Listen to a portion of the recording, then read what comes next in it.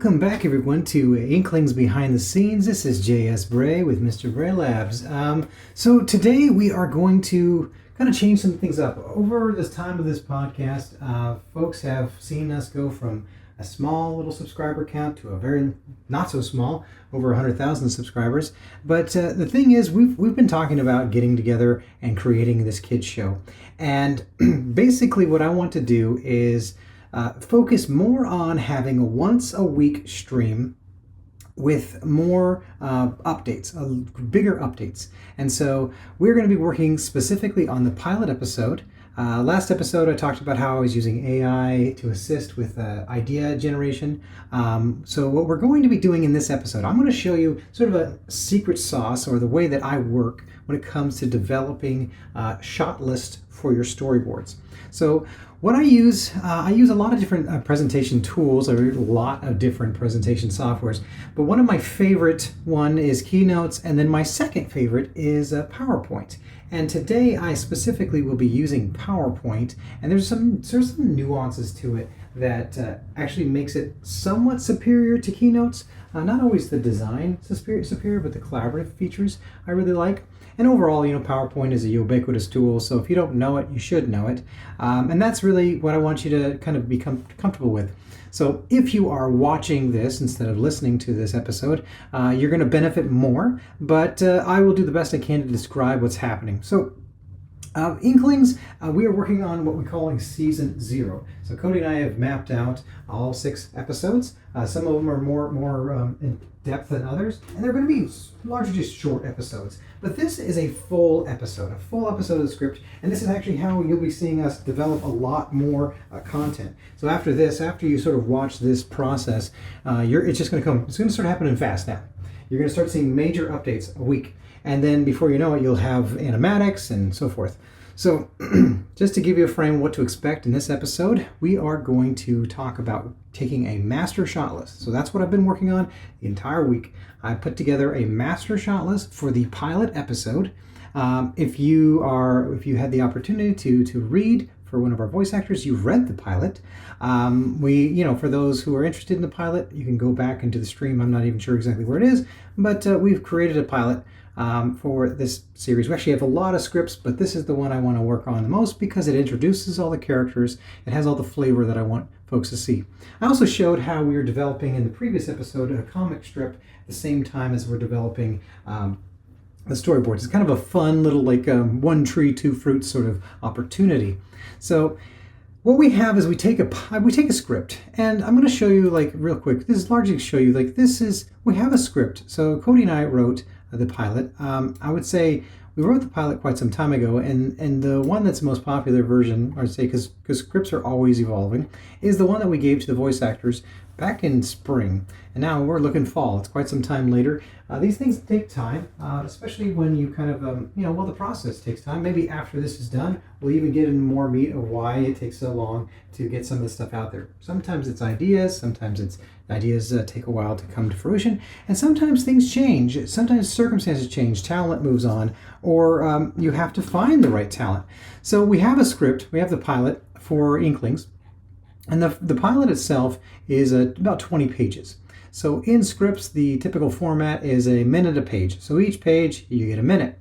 And so that's great, but scripts are not like a novel. They read in a specific language. So you have to break them down into something that's more visual. And so what I've done is I created a master shot list. And I'm going to briefly kind of cover some of this, how I talked about this in a previous episode about developing a master shot list. And so what I do is I create this shot list. And so I create a shot list break down all the scenes from the pilot episode. I break it into shot list A, shot list B, and I break out each scene in each little chunk. And it's sort of, the logic behind it is to create little chunks, little vignettes of what's happening. And so because I will break up the scenes in their little cinematic notes, wide shot, close up, and then descriptors about what's happening, this helps me really understand what's going on within the script. I'm going to just kind of bounce back forward to the pilot script one more time, so if you can kind of see, for example, the way this story starts off is exterior Sanford Library, night, crack, Lightning lights up and the rain pouring down from the eaves of the Sanford Library. Thunder rolls over the stormy night. Curled in an earthen burrow, an earthworm, Bronte, shudders as the thunder booms. As the water begins to rise, she slithers towards the library steps. Bronte keeps the shadows to avoid muddy boots as she ascends the steps to the front door. She squeezes through a crack at the bottom of the door. So that's where we're at right here. Just these boom, boom, boom, boom. These four little steps. We're still exterior shot. Now, in the last episode, I showed how I translated that. Now, this translation process of taking your idea, which is very abstract, and then converting that into storyboard is not a simple task. It is a huge leap. And so I want to try to articulate that. When someone says they have an idea, you have to take time to process that idea. That idea cannot just be like, oh, I have a great idea for an app. Well, that's wonderful, but you need to articulate it. You need to visualize it. You need to do it back and forth. You have to go run it back and forth through problem solve. Does this make sense? Because when you tell a story in your head, it's different than when you see a story or when you read a story or when you've retold the story. And these are sort of kind of normal things, but the storytelling process, the actual science behind the art, has to dance back and forth between this. You have to take the time to understand that you're converting images in your head to images to your eyes. So this is something we did. And in a previous episode, I did show you some storyboards to this. And actually, I'll show you real quick because I think it's really great to see. It's kind of good to see this stuff. We took these and we created some wonderful stand-in shots and through Adobe Express. So I'm going to show this real quick if you're watching along. So I created this really fun opening scene, the same scene where I talked about the library and it was raining outside. It's a bit of a mess on my screen, but it actually makes a lot of sense if you follow along. So like a comic strip, we have the crack of lightning. We're going to take these backgrounds and we're going to dive them into sections, and we're going to break them up into different components, such as like Daniel and I will be illustrating them. So this is a really great stand-in graphic we've talked about in the previous episode, but it's not ready yet. So this is almost like we get to the storyboards, we're ready to kind of like begin deep production art, but this, I almost really consider this pre-production because this is a lot of ways it's pre-production. It's not quite the production process, but we do have the characters that are going to be placed into these storyboards. We've already designed the characters, we have multiple scripts. It's a messy process. It's a very messy process. And so if you're looking for things to be systematic, there is a process, but I will show you. I'll show you in just a moment. So I broke down the first like 10, 12 frames, and that's what we're going to cover. So we're going to cover in the script, we looked at from the point from where it's raining outside to where Bronte slips into the library. Okay? Right there is just a few different frames from when it's raining outside to Bronte slips into the library. Bronte is our earthworm. She is sort of a motherly character. And why is it important to kind of flesh out your ideas this way? As you'll see, when you're moving along, you're building a world. You want to have a convincing world. And so, like I've said, I've kind of broke these in such a way, such a manner that they follow the shot list. And the shot list, okay, if we follow in the script, okay, in the script, those are just a few different scenes. We just real quick, the script went from exterior Sanford Library to interior Sanford Library. This just right here, boom, boom, boom. Okay, now this should be a minute. So as you can see, this is half of a page. So it should be about 30 seconds in the animation to get from outside the library to inside the library. And that's a lot of time. A lot can happen in 30 seconds. So I had to convert this into a shot list. And so one of the ways I did that, I went into, I used a lot of different tools, but I went into Word and I broke up the script. And I broke it up using like scene by scene. So here we go. And I'm going to show you, if you're looking at the script, you can see I built a shot list. And I kind of like to flow through the shot list before I add a table, because once I add a table, I add a little more details. So I take scene 1, exterior Sanford Library, wide shot, dramatic establishing shot of the Sanford Library, shrouded in darkness with a lightning illuminating rain-soaked scene. Okay, do not weary of saying something over and over again. Okay? It is important to understand to hone your craft requires a certain layer of repetition. So as I'm repeating myself about these 5 little shots, 5 little storyboards that are going to show us what's happening, right? We need to be very cognizant of what is happening. So don't skim. It's okay to have too much detail. It's okay to have too much information. It's okay to have too many frames at the beginning, because we'll edit down later. Because if you don't have enough and it's sparse and there's a lot of it'll look bad. Bad animation, you can see. I think any animator who's been anywhere in their process of learning journey, they've done work that they're less proud of. So here we go. We have our wide shot. So we're going to have a wide shot. We're going to have a close shot, a medium shot, a tracking shot, and another close up. These are the 5 shots we're going to talk about. And I'm going to break them up before I convert them to the next phrase. So I create a master shot list. So as you can see, I've created a master shot list for every single point of dialogue and everything back and forth. I've gone painstakingly through the entire script and created this master shot list. So as I'm working through this master shot list, I will sometimes redo the shot list and I'll go, okay, well this is good, but now it needs to be more cinematic. Think cinematic. Cinematic is largely about something that draws people in. It's descriptors. It has depth of field. The difference between maybe a sitcom and Lord of the Rings is going to be the feel, the cinematic feel. Okay, so after I've converted this, and as you can see, it's still a work in process. As I've converted this to where I'm happy with these shot list, I bring together another document that I use. And this is something that is not common in animation. This is a new tool that I really do believe that this will probably be the industry trend. So this is kind of like it's kind of like a workflow chart. And so this workflow chart, as I develop it, I kind of put it all together into a presentation tool so that I can graphically represent where the process of the film is. And eventually what will happen is there will be all these other key components that I'll be able to go backwards and kind of show you this when the episode's complete. But I want to kind of give you an idea of what to expect. We take this script, and then we convert it into a shot list. A shot list has a really great counterpart to a little balancing act to the shot list will be called a production Bible. So I'm thinking that next episode I'll probably show you specifically what kind of tools I use for a production Bible. If you really like if you really like Excel, you're going to enjoy that next episode, because that's actually something I do. I use it not so much as for budgets, though I do use it for budgets. I use it largely for breaking down shots and components and things that are missing. And so we take once we are absolutely happy with the script, we turn that script into a shot list. And that shot list is broken up into scenes, it's broken up exteriors, and it helps us get a really big survey of all the backgrounds that we need to have. And so, one of the things that I require from my writers is for them to send me over really components. So if I was to tell you we're going to have a story that's in a library, I need my writers say, okay, we're writing a story about a library. What are the 3 main areas that they're going to hang out? The characters are going to hang out. World building is important. You need to have a world that people can feel like it's bigger than just those cardboard cutouts, bigger than that little rectangle that they're looking at.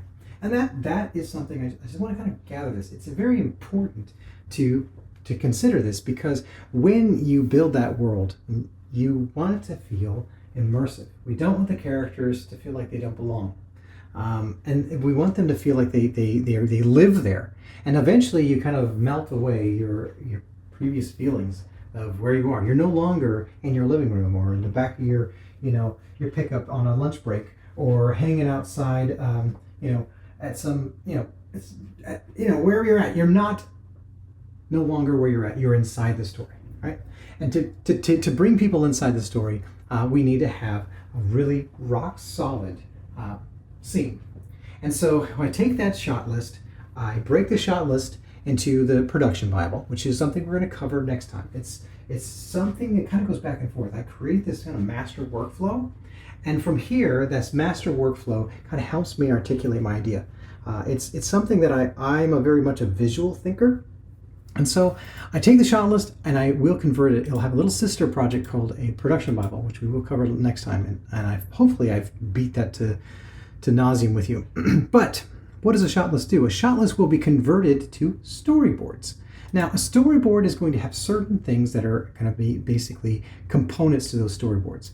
The storyboard itself will have 3 main components. The 3 main components will be characters, props, and backgrounds. Now, these are the visual components. I'm not talking about the directorial components. I'm not talking about the parts where the shot list will describe close up, far away. I'm talking about just the visual components. If you get too derailed by directorial choices, what will happen is that you'll go, oh, we're only doing close-ups, or zoom out. Focus on what you can potentially see. And if you focus on what you can potentially see, you'll make sure that you're drawing everything that could potentially be in frame. So this is where live action, and to me, I've always envied people who shoot live action, because I'm like, oh, well, you can just zoom the camera out. Your world already exists. But they have to control everything, the lighting, the actors, their makeup, all the different things that could come to play. Animators just have more variables that they have control over. So anyway, so that's the basic storyboards. And then from there, after we have a storyboard, a solid storyboard, we convert that to an animatic. And that will be less than 2 weeks away, we'll be doing animatics. I'm not kidding. By the end of October, you'll be seeing an animatic for the pilot.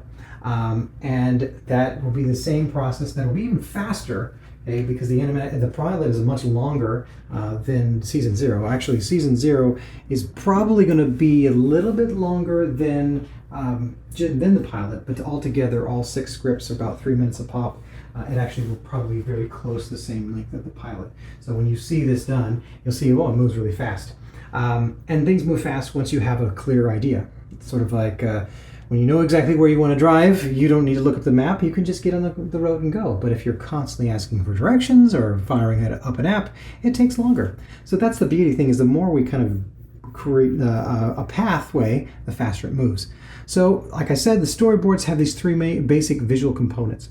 A background is also divided more thoroughly into background. So like background, midground, foreground. So even though we call it a background, it's a visual component that will be kind of broken up, and that will give you the depth of field. Now, when I talk about depth of field, this is a little tangent, but this is important. Depth of field adds the human eye experience, right? All of us, what makes us human, and as God has given you the ability to see. Now, not everyone can see, so I'm not trying to exclude anybody, but this is a visual medium. When you can see, you have a natural focus. You can really only focus at one thing at a time. This is one of the critiques that I have about like GoPro cameras. And it's not that they're bad, it's just that everything is in focus. Everything's crisp. So everything almost feels like it's the same distance. But when you look at a real image in life, you will see, oh, the soda can is closer to your eyes. But as you look further, the other things are sort of blurred. And that layer of like, as you can see, that it further apart, the atmospheric perspective, and the more it feels like a world, the more you get drawn into the world. And I often reference Lord of the Rings, because not just because I really enjoy the films, but I also because there's very few films that I can just easily just reference that are somewhat universal, that say, hey, look at a shot in Lord of the Rings, a big, huge shot of Lord of the Rings, and tell me that is not a deep, deep shot, that you're not looking potentially up to a mile away. And that is huge. When many different sitcoms and comedies, that's one of the things I'd like to change about children's entertainment, is that giving that really big cinematic quality. And that's something we aspire to as we learn more. But to give a cinematic quality to children's entertainment so that it draws that immersive experience, so that visually it's beautiful. And so we want to draw people in. So backgrounds are divided into 3 components. So it's kind of 3 subcomponents of a storyboard. So we have our characters, we have our props, and we have our backgrounds. The character might be in the very foreground, might be in the midground, might be way in the background. But you need all of those components to have a really rock solid board. And so when we go from that, we take the boards and we go to the animatic. Now, one of the things that's really great about a good animatic is that an animatic doesn't need to be good. It just needs to be a great idea. I think that as we move more and more towards digital tools, a good animatic is going to be one that the director, the writers, the people who are interested in the show, they're going to be kind of gripped in. They're going to understand what's happening. But most people consume completed animation. Most people do not consume part of an idea. Most people don't go downstairs and eat just the crust of their sandwich and then leave the rest of it for later. And then in some ways, that's sort of what an animatic is. It's a crust. It's an outline of what you want to eat. It's not the good part.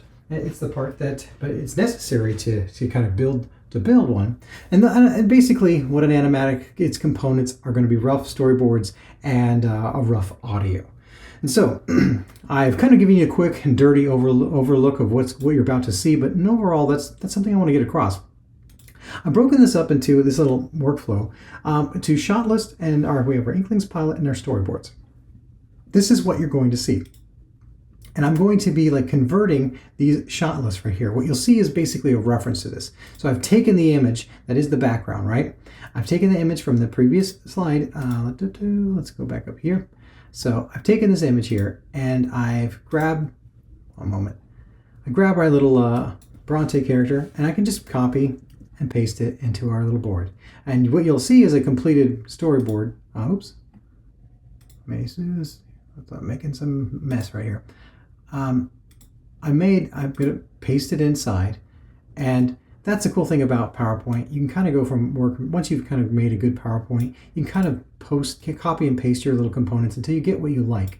If I want to see what this looks like black and white, so here's Bronte's head. She's actually been sort of cropped out, and that's on purpose so that we can actually have more control over her character. But how are we going to kind of like throw everything together? Well, I know I'm putting those 5 little components from the shot list. So let's go back to the shot list. And so these 5 little shots are going to be in here. Okay. And the great deal of what I've done this week is actually created this shot list. It's a lot of work. It's not always that really pretty to put together, but it's actually something that's important. So you will see this shot list. Let me kind of crank this up to Courier. And yeah. All right, let's do 24. Okay, so these little shot lists like this is going to live. I'm going to break these down. I'm going to zoom in if you are visually watching this so you can kind of understand what I'm talking about. So this is what I'm going to be doing. I'm going to be translating 1, 2, 3, 4, 5 shots.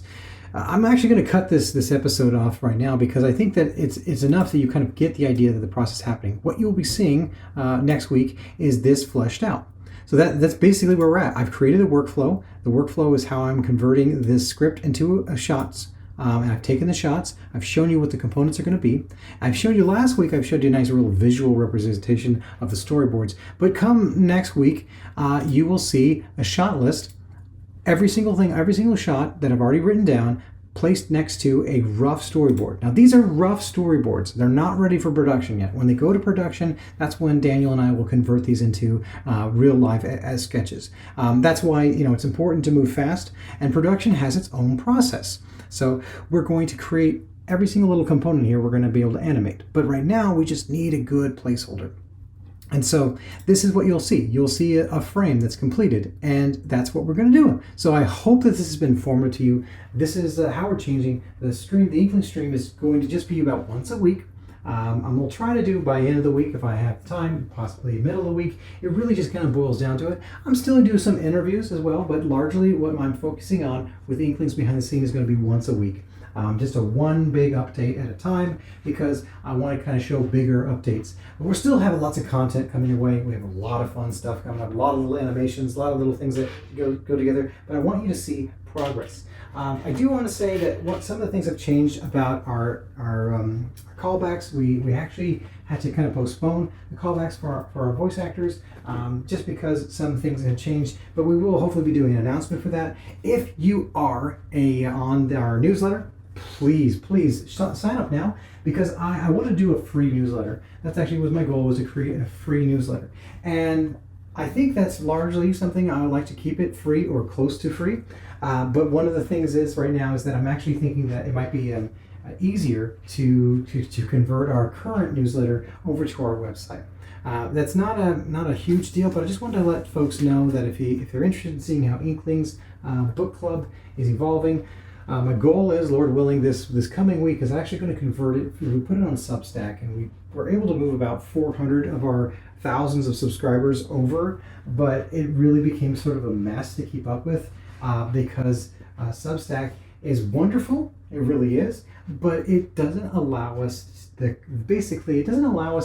give all the fun perks that we want to do. Like we can't give away coupon codes to our store, and it basically became a little bit more locked into their ecosystem. And so great tool, wonderful. I think it's got a lot of great features. I think it's a great way for networking. But we're actually going to be putting our newsletter actually as a special Inklings book club on our website.